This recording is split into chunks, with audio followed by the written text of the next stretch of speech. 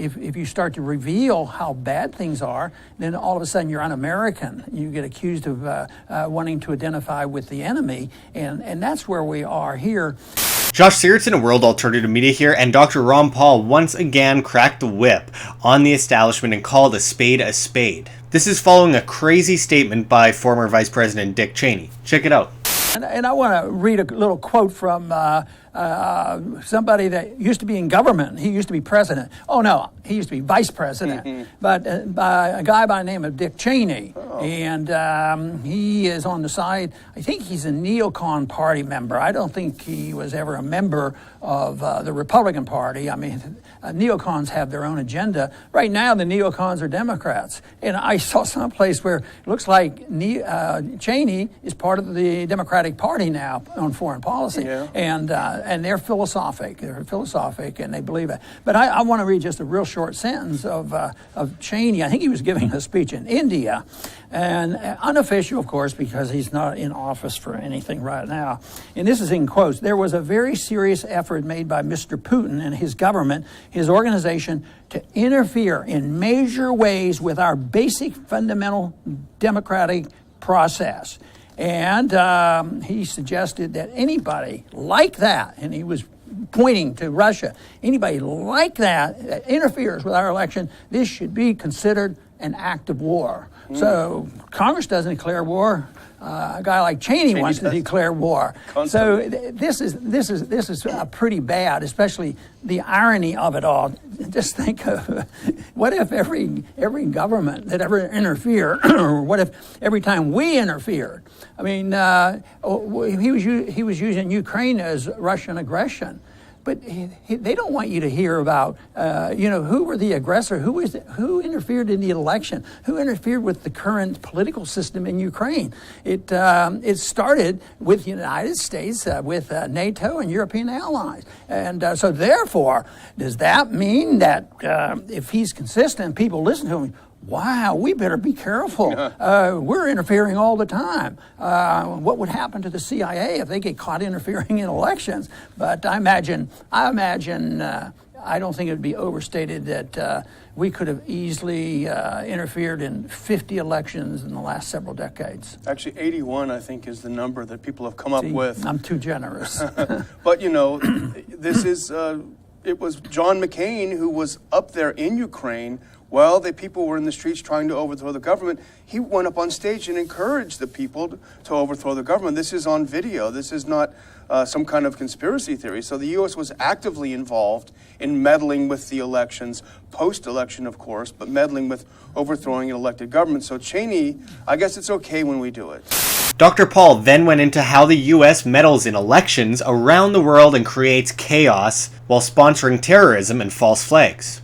You gave the number of the 81 countries that they're pretty sure that we've been involved in. Sometimes they brag about it. Oh, we did this and we did this. We came, we saw, he died, you know. Yes, we came, we saw, he died. And they thought that was a big deal. But I think what's going on here is that we are the empire, we are in charge, we are the wealthiest, in spite of our fragile underpinnings of our economy. We still have a lot of wealth and a lot of weapons, and a lot of people fear us, and a lot of people know we build weapons, and we have a lot of control of the financial system.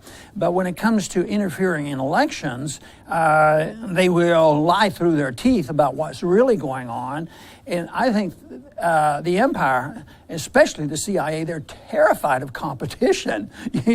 Yes, it isn't the principle of interfering, but we are good people, and we will only put the right people in office. Look at the good things that we did in Iraq. We got rid of that monster. And in Libya, we got rid of their monster. And we tried to get rid of that Assad monster. That one isn't working out quite so well. And what do they get? They get nothing but chaos and more killing and a mess. And sometimes you wonder, could they be that stupid? Is it all unintended consequences, or could there be a purpose in their madness? It's a delusional talking point to claim that anyone who disagrees with the official narrative is an agent for Russia. It's absurd. The hypocrisy of so many on the left and the right is absolutely insane. The left, who pretended to be anti-war for so long, until of course Obama started droning children, are now supporting all-out war with Russia.